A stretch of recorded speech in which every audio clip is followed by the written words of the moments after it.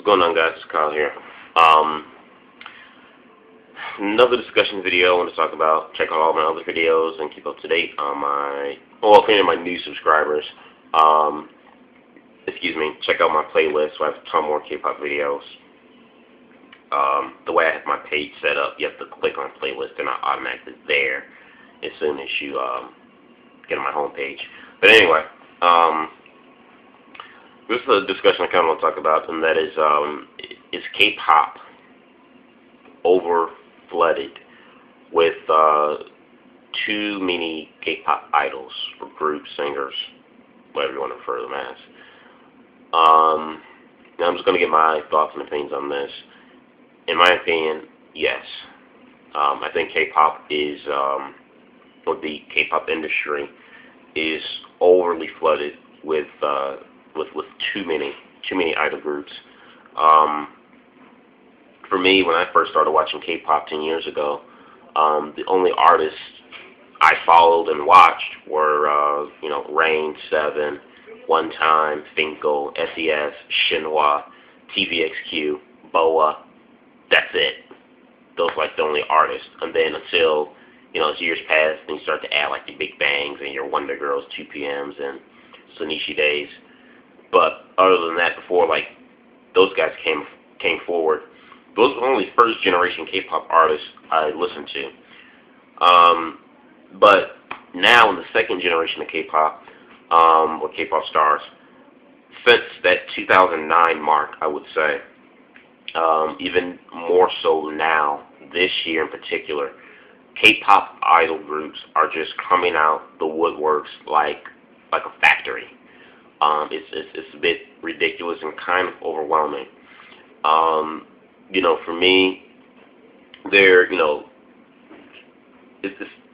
always the thing of, a lot of people, they just follow the groups they like. Others just follow the idol groups that are exclusive to the big three only, and then maybe a few smaller companies here or there. For me, it's getting kind of hard because not only are there quite a few of the artists that come from the big three exclusively only, but there are other groups that I have watched down through the years, who come from smaller companies that I follow, like Akara. I watched them from day one. Kara and Black, Beast, Gina, 4 Minute, Ting Top. Now add onto this list EXO, BAP, Born to Beat, Big Star. Now, it's just She's. Then you have My Name and Dalmatian, who like make their comeback, and they've now been added onto my list as artists and groups to look out for. So now it's just getting like really, really hard for me to like really follow all these various artists that I do like and I do enjoy their music from. But I just think it's just a little bit too much. The Korean music market it's a small music market. And even when you combine the Korean music market along with other places throughout Asia, Thailand, China, Japan, the Philippines, Malaysia, when you combine the entire Asian-specific music community, it's not that big as it is compared to the States or the UK. So by them popping up with so many K-pop artists, it's like they're going to have so much where they don't know what to do with them. And most of these K-pop artists, for the most part, they are promoting, exclusively only, to Korea because, that's their native land, country. And then now they're like, stretching out in Japan now more than ever. And I've seen, like, in the last 5 years, they're stretching out over to Japan. But for them just to focus on Korea only, or being in Korea is a small music market, and for them just to constantly overwhelm,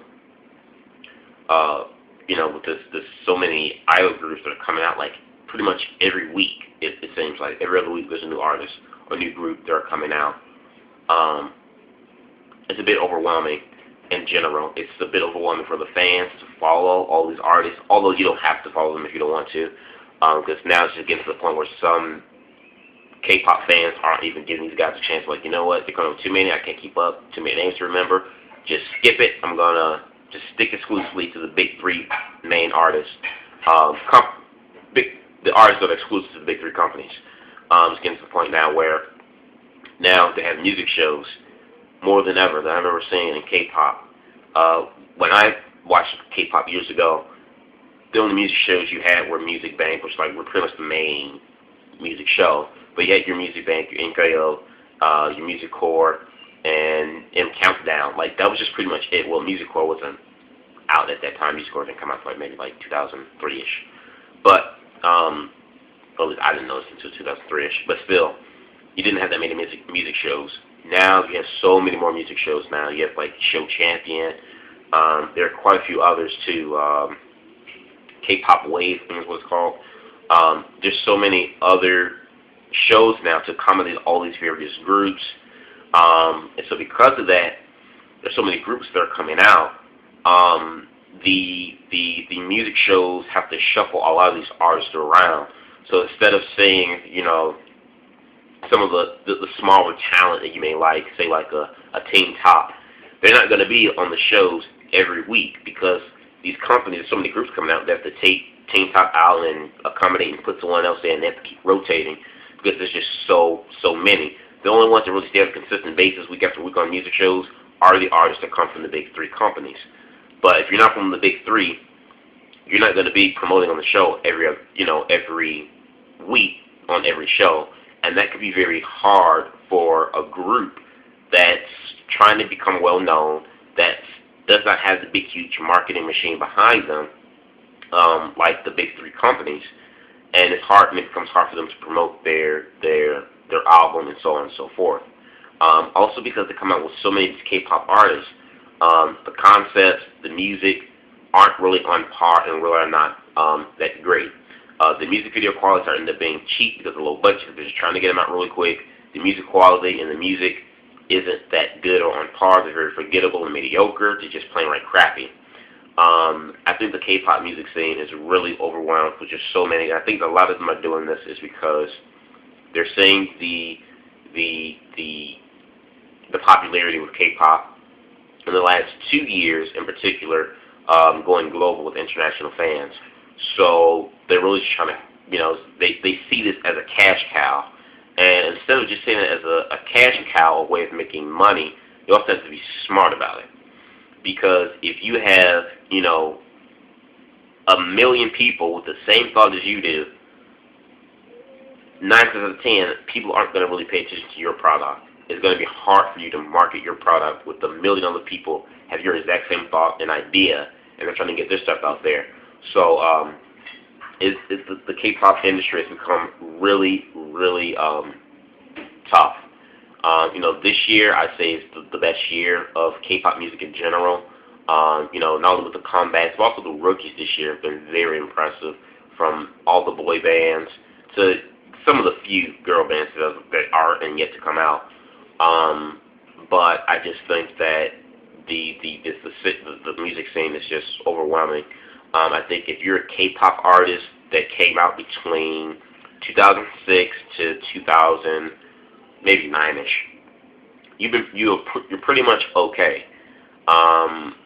But any K-pop artist that came out between 2010 or even 11 to currently now 2012, I fear for them, totally and completely. If they don't come from the big three, I fear for them and their success, because it's just the competition is getting really, really tough, and like I said, it's just overbearing, and I just had to get my thoughts on this. I think it becomes a little bit too much, a little bit overwhelming. Like I said, you choose who you want to follow. That's not a problem. But for someone who's like a big K-pop lover like I've been for the last, going on almost 11 years.